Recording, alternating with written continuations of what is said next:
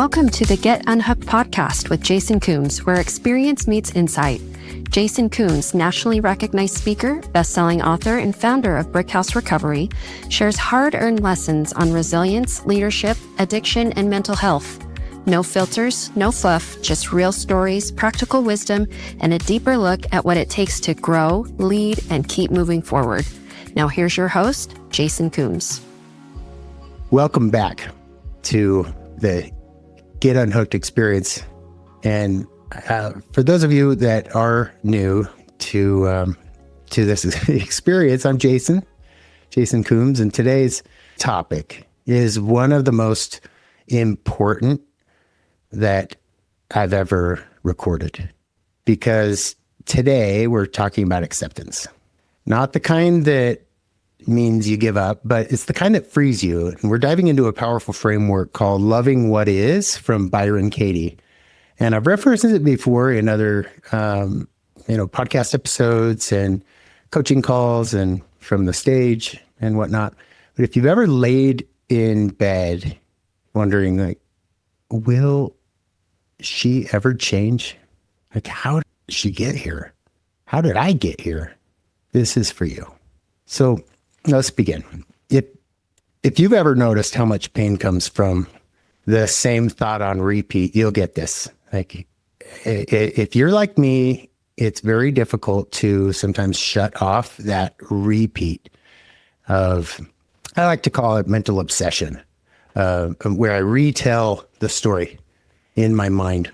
And it's like every time I retell it, naturally, I either go one of two ways.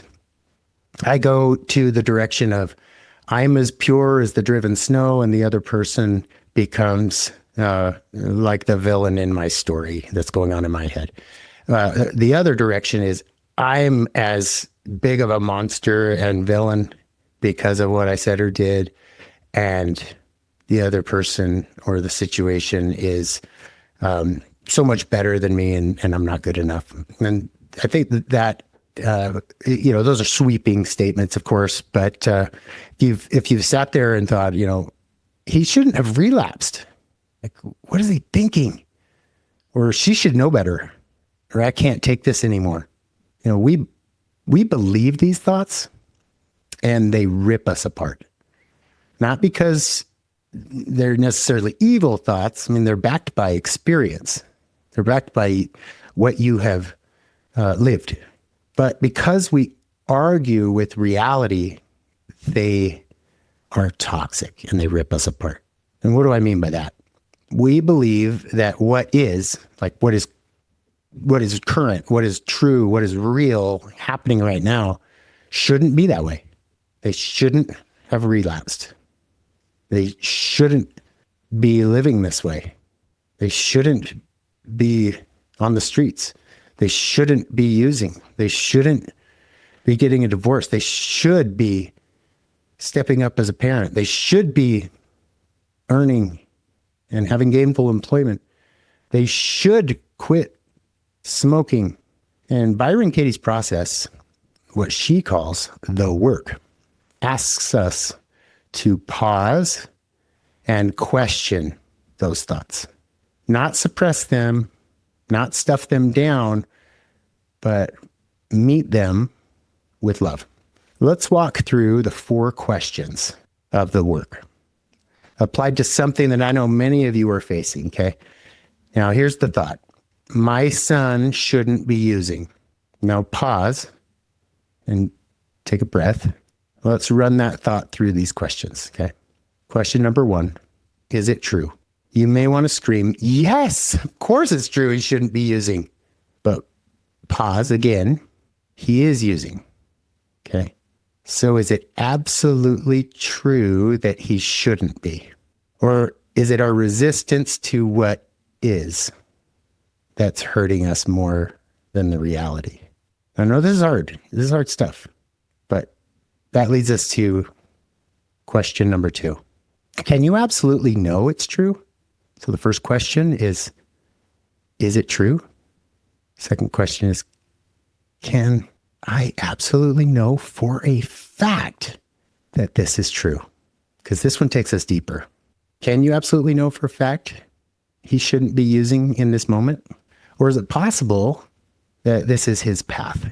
That maybe your attempts to control, fix, or rescue are keeping you from healing and maybe even keeping him stuck. So question number 3, how do you react when you believe that thought? Like, what happens when you show up with that thought, with this belief? Think about it. What happens when you believe he shouldn't be using?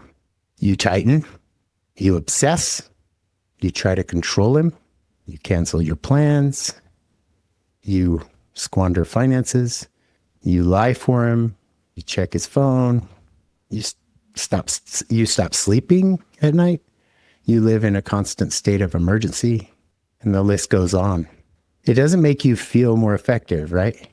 It makes you feel sick. It makes you sick. This is dis-ease, or the disease, that we as family members and providers and loved ones that try to support experience. And what happens? He still uses. So the question becomes, who are you with that thought? And how do you show up? Anxious, fearful, trapped, hypervigilant, maybe a little manipulative, maybe apathetic, maybe so guarded that you're even guarding yourself from your other relationships, your other children, or your other significant other, your friends, other family members. This affects everything. So who would you be? And how would you show up if you dropped that belief?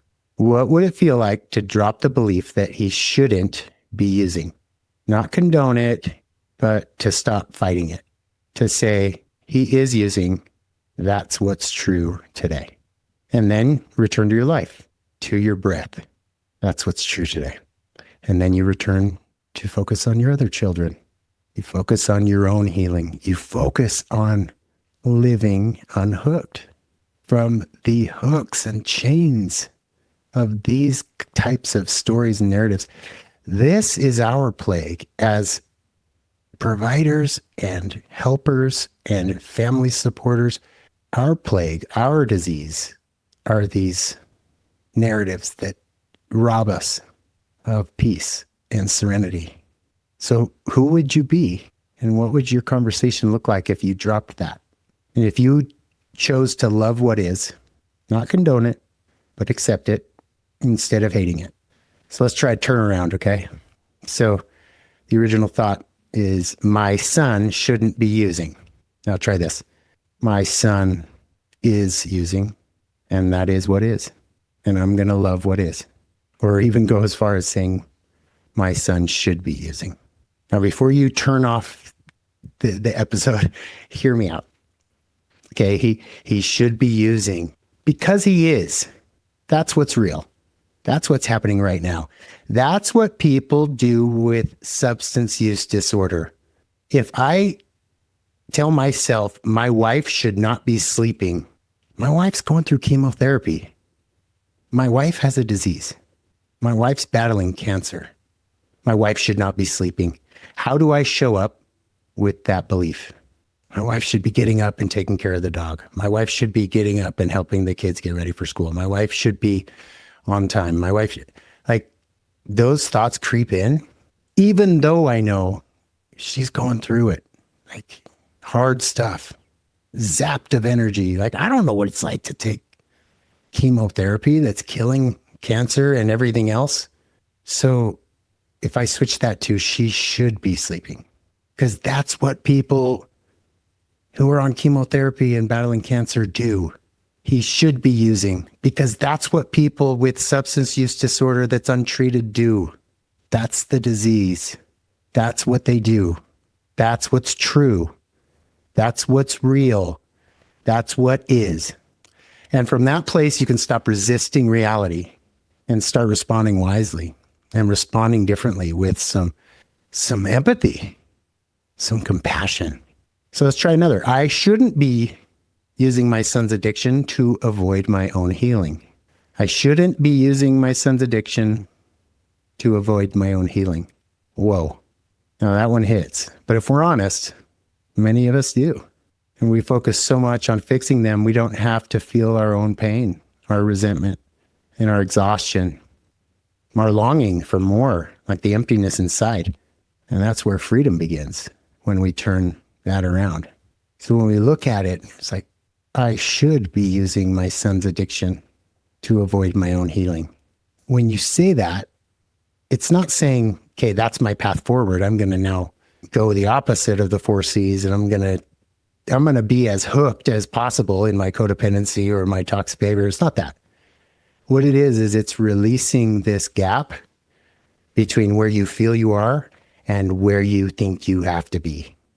So if you're struggling with obsessing about your addicted loved one, if you're struggling with setting boundaries, if you're emotionally involved and to a degree your emotional raincoat seems to have holes in it and you're still on the beach because like you hope that just because you've backed up, this maybe the big crash of the tsunami isn't totally impacting you, but the aftermath of the tsunami as it rushes up the shoreline is still wiping out your legs and sucking you back in.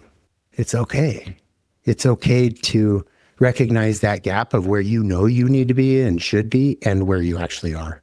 So what do people do when they have an addicted loved one that is suffering and there's nothing you can do about it? We get in there and we want to help them. We want to fix them. We want to love them better. Like that's what we should do. Problem is with substance use disorder, it's the only disease that I know of that we actually need to do the opposite. But it's not about what we should do going forward. It's recognizing right now, okay, it's okay. I use my son's addiction to avoid my own healing because that's what I know. And that's what I've been doing for so long. How can I possibly expect myself to be doing it any differently with the amount of pain I have and the amount of longing I have and the amount of love I have for him? And then when you turn it around like that and you drop that expectation on yourself, how will you show up? You'll show up differently. You'll show up differently with yourself because you're accepting where you're at. You're loving where you're at right now. And that dispels the dis-ease. It's such a paradox, you guys. It's like what we think we should be doing and knowing all of the things can sometimes be what holds us back, if that makes sense. Do you understand? You understand what I'm driving at? Like sometimes it's the very thing we know we should be doing that right now we don't have the self-efficacy or we don't have the path and the steps and we don't have the courage or we don't have the strength to actually do it. We're trying, but we're not there. It's in that gap where we actually hold ourselves back because it's not knowledge of what we should do that frees us. What frees us is challenging what we think we know for certain. Let me just ask you this. Who are you to believe that your loved one should not be using? I know that sounds harsh. Well, I'm his mother. I'm his spouse. I'm his sister. I'm his brother, dad. But when we go back to the steps to surrender, step number 1 is really looking at what it is that you can control and what it is that you can't. Can you absolutely control someone else's decisions or someone else's illness? Can I control the reactions that my wife has to her chemotherapy or her side effects? Can I control that? Boy, I can try. She should not be sleeping. She should not be tired. She should not be taking this long to get better.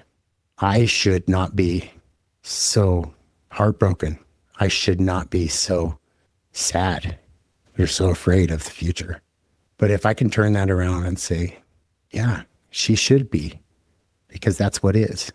She should be resting. She should be feeling the sickness and the side effects. I should be feeling afraid. I should be feeling sad because she has cancer. and I don't know what the future holds. And it's in that radical acceptance where we begin to heal, where we embrace what is, and we allow the light to come in and the warmth to come in and just sit with that and be okay and hold a space for ourselves to be broken, to be undone, because it's in that space that it actually does empower us, does provide the self-efficacy and confidence and strength and personal revelation and inspiration of what our next steps should look like to progress. Because it's about progress, not perfection. Living unhooked doesn't mean you don't have hooks in you. Living unhooked is a mindset. And living unhooked is recognizing everything that I am right now, here today, is beautiful. I'm beautiful. Maybe I don't have what it takes. And that's just okay. Because it's in admitting that where you look for power. Because powerlessness and admitting powerlessness turns you to seek a power greater than yourself that actually can give you the power. If lack of power is our dilemma, therefore we need to find a power. If I should feel afraid, and if I should feel sad because of my situation with my family and everything that we're doing right now and going through right now, then I become free from expecting more upon myself. And like the pressure valve bleeds to where I don't have to hold those expectations on myself, and then I progress. And it's in that moment where I begin to feel power, because then I turn to prayer. I hit my knees and say, I can't. I believe you can. Will you help me? I believe you can. Will you please take my addicted loved one? I offer him or her up to you as my offering. My sacrifice is I'm going to stop trying to control, and I'm going to offer him up to you, because all I know how to do is control. All I know how to do is live hooked. All I know how to do is lock horns with my loved one in conversation. All I know how to do is arguing with reality. And I just want my life back here. Here he is. Here I am. I offer myself to you. Do with me as you will. And show me a better way.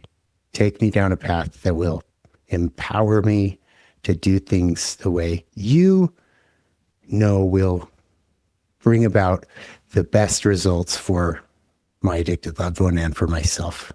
That's what's different about this message. That's what's different about Unhooked. That's what's different. Is it's not about empowering you with all the wisdom and all the tools and all the things. It's empowering you with the recognition that on my own, I cannot, but with a higher power and with tools, I can. I can do it with my higher power. I can do it with you, God. And you start sleeping again. When you stop arguing with reality, you get your life back. Listen, friend, you didn't cause the addiction. You can't control it, and you can't cure it. So how do we to contribute to it? How do we contribute to it? It's how do we contribute to getting unhooked? How do we contribute to their recovery? Well, loving what is. Radical acceptance is how we get unhooked. How do we put on an emotional raincoat? Radical acceptance. Loving what is how we put on an emotional raincoat. Separating our loved one from their dis-ease, separating ourselves from our dis-ease. We start sleeping again. We start smiling again. We start showing up, not as a frantic fixer, but as a grounded, wise, loving presence in our loved ones' lives. And ironically, that's what's most helpful for them. And it's the most helpful thing you could ever do and be. So if this stirred something up in you, don't push it away. If you're arguing with me in your head, perfect. When I learned this, I argued with it. I came up with scenarios. I was like, see, I can prove that one. I can prove that one. I can prove that one. But really, the whole idea is to challenge our thinking. I don't expect you to believe every single word that comes out of my mouth, but if I can give you a framework to filter everything through what I say, what other literature says, what you think, what others' advice is. And if you can put it through this process of 4 questions, is it true what I'm thinking? Like if someone tells me, yeah, treatment never works. My son's been to 6 treatment programs and he's still struggling. Treatment never works. I can buy that and believe that, but how do I show up with that when it comes time where my loved one actually is ready and needs treatment? Or I could put it through this process. Can I absolutely know for a fact that treatment doesn't work? Maybe some don't. Maybe it's the approach. Maybe I just need to find a different, not all treatment centers are created equal, right? AA doesn't work. Can I absolutely know for a fact that that's true? No. But how do I show up with that belief? Put it through politics. Put it through what you believe about politics. There's your real test, especially what we face today in this world. What we're being fed by the media, what clips they choose to show us, the echo chambers that we are in. Can we go through the process of asking ourselves these 4 questions? The 4 questions of loving what is it true? Can I absolutely know it's true? With this belief, how do I show up? And how would I show up if I drop it? If you haven't read Byron Katie's book, Loving What Is, I prefer the audible version because you get to hear her in actual interviews with individuals. Super, super powerful. That's what I recommend. If you haven't read Unhooked, dive deeper into the sections on empathy, the section on self-efficacy, the sections where you walk through the steps to surrender, because it's that kind of work that you will find yourself accepting what is. And I really need to include this process, if I can get Byron Katie's permission to include it and give her credit in the 2nd edition of Unhooked that I'm working on, because it's just so powerful. So today forward, I hope that you spend some time in a deeper dive, sitting with this and reflecting on it. And if you're ready to love what is, then you're ready for your next layer of healing. And you are loved. And you're definitely not alone. I just want to thank you for taking the time to listen to this show. Thank you for your support. Thank you for sharing these episodes so that they can help others. This is one way that you can give back and pay it forward, is by just passing along this free information to others that are possibly in need. Share it on social media, share it with your loved ones and family members. And don't forget, you can access my book on Audible, as well as on Amazon or on my website, as well as you can find information about our services at Brickhouse Recovery at brickhouserecovery.com.